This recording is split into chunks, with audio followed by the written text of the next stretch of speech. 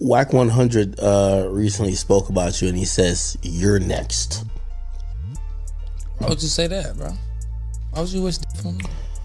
Well, I don't know if he was wishing that. I think he's just thinking about, like, you know, in terms of, you know, people want to get the target, like the high profile target, and if Foolio is out the way, now they're like, well, the only way to make another thing is you. I'm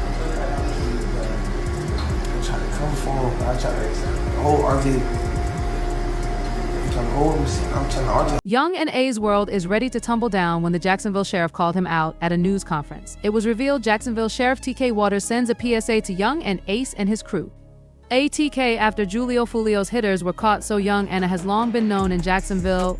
We are consistently monitoring that group, those groups. We have people that are always watching them. I won't speak to the chief's investigation, that's up to TPDB. We don't have an investigation on him right now, but he can't move around in Jacksonville without us knowing about it, and that's for the betterment of our community. Rapper Yungeen Ace questioned by police over the recent Julio Foolio incident. Police took the rapper in for questioning for his recent songs. This comes shortly after this viral footage from an underground rapper was released online. It was reported Jacksonville rapper confesses to targeting Julio Foolio because Ace Pace put up 10,000 on his EE.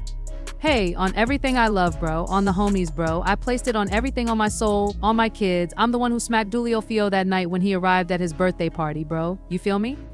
I'm not going to reveal my face and give my identity away or anything like that, but you know I did that. You feel me? It was money on his head, you feel me? I roll with these lads, you feel me? ATK, you feel me? I am heavily in Jacksonville, you feel me?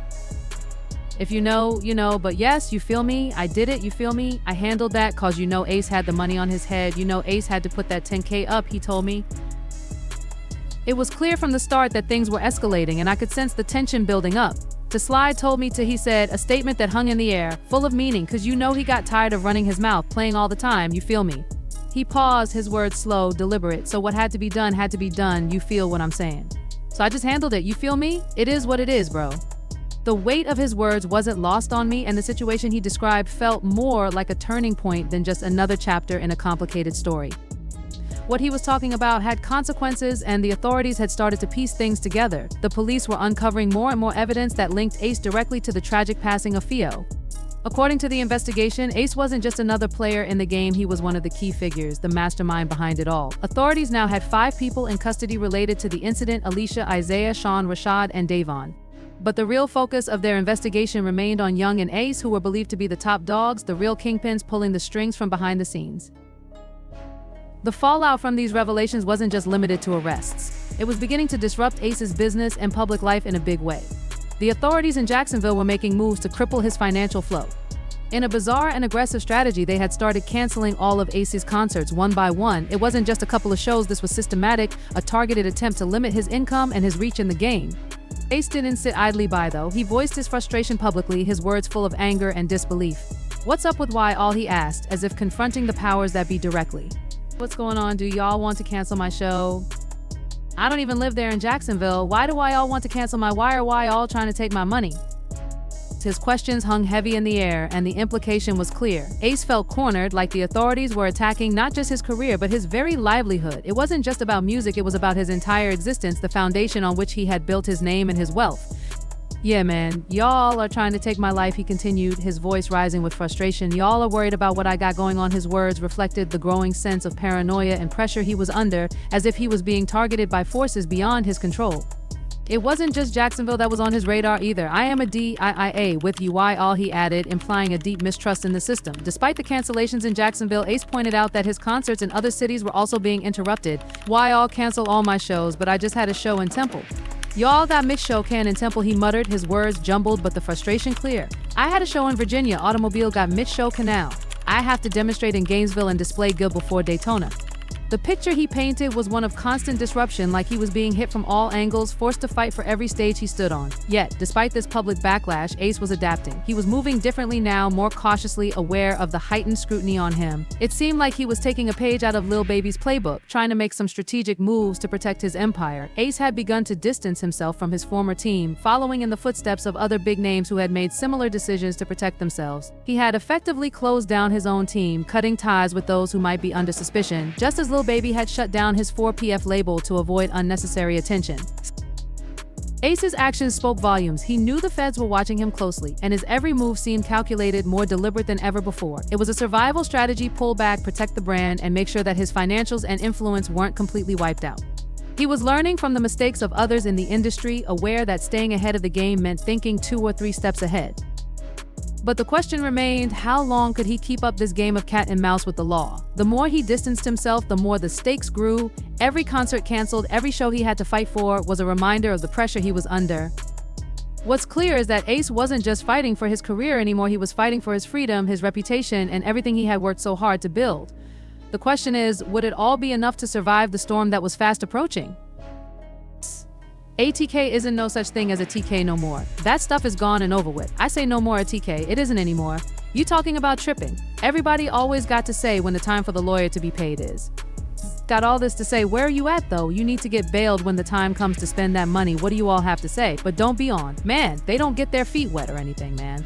Be talking, man. Wrong with man. Don't speak like me. Don't talk. Get man, why not? Ain't no more. He watched that little baby interview, according to a widely shared comment, and another said that Rico was on the way.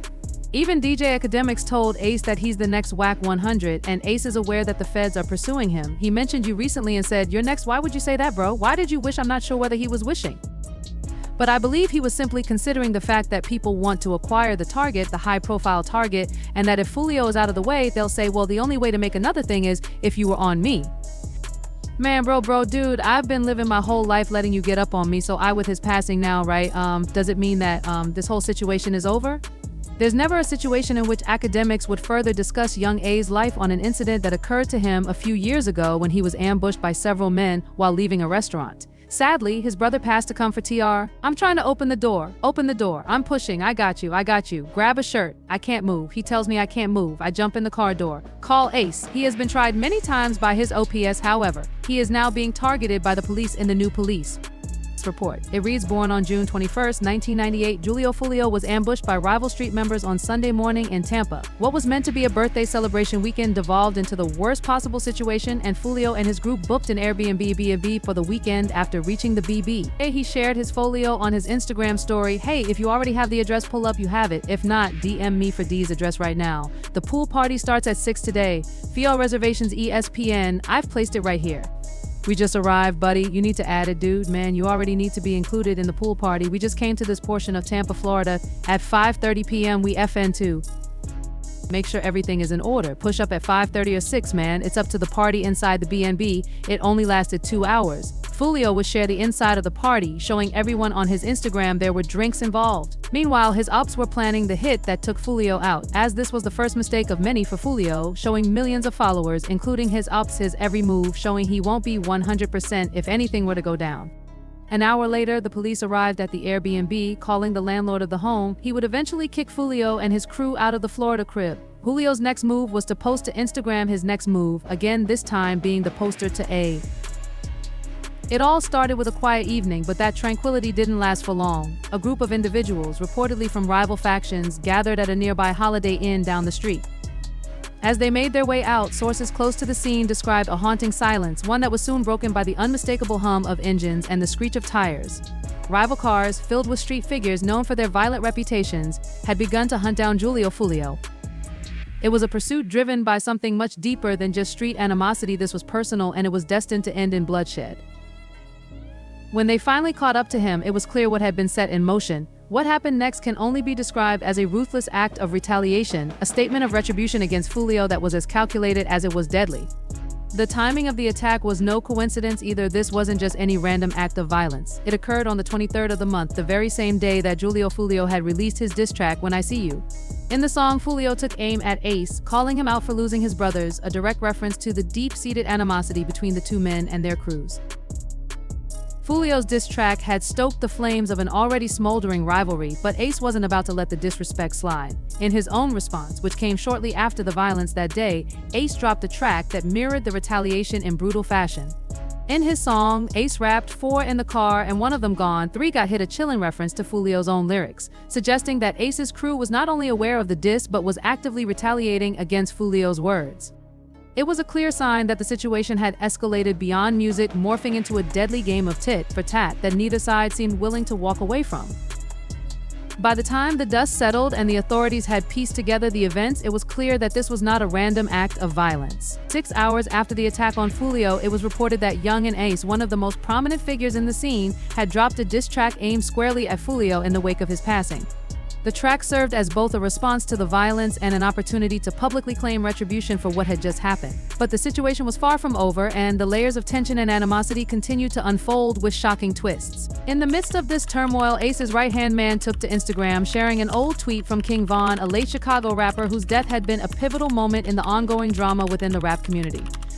The tweet read, "Game VR, we won," stupid a taunt that, to those in the know, was a clear statement of victory in the ongoing street war. It was as if they were all claiming a form of dominance over their rivals, celebrating their perceived victory with public declarations and symbolic gestures. Yet, the story doesn't end there. As if the narrative couldn't get more convoluted, a recent interview from Julio Foolio resurfaced, shedding light on an unexpected possibility that seemed to offer a glimmer of hope amidst all the violence. Just 1 month prior to his death, Foolio had discussed the ongoing beef in Jacksonville, openly speaking about the possibility of both groups coming together for a collaborative effort to end the cycle of violence. He revealed that at one point there had been talks about a song, "Start the Violence," that would unite both factions in an attempt to bring peace to the streets, to stop the bloodshed that had been festering for far too long.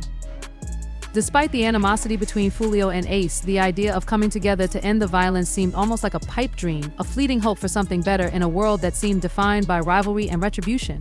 Rec probably knows this, even though I said what I said about bro, me and Jay Bree were supposed to be doing the Start the Violence song, Foolio had said in the interview. It was a striking admission, one that painted a picture of a time when reconciliation seemed possible before the bitterness and hatred took over. But now, with Foolio gone and the cycle of violence continuing, it seemed like that hope had died with him. The dream of ending the violence with music had been replaced by more bloodshed, and it felt like there was no turning back. What had started as a dispute between two men had spiraled into something much larger, claiming more lives and leaving an indelible mark on the Jacksonville rap scene. And with Ace's crew now retaliating in full force, the question that lingered in the air was whether there would ever be an end to the cycle or if the violence would only continue to escalate. We're probably going to get that motion, so get that out of the way for the kids, for the youth. Yeah, we got to make this better, man. You and Jay Breezy have a Steve the Violence album coming out. Yep, it's spoken about. I know about it. My big cousin wrote about it too. He said he was with it, I'm with it, but basically right now we're trying to find a beat, making many upset that this entire situation could have been avoided.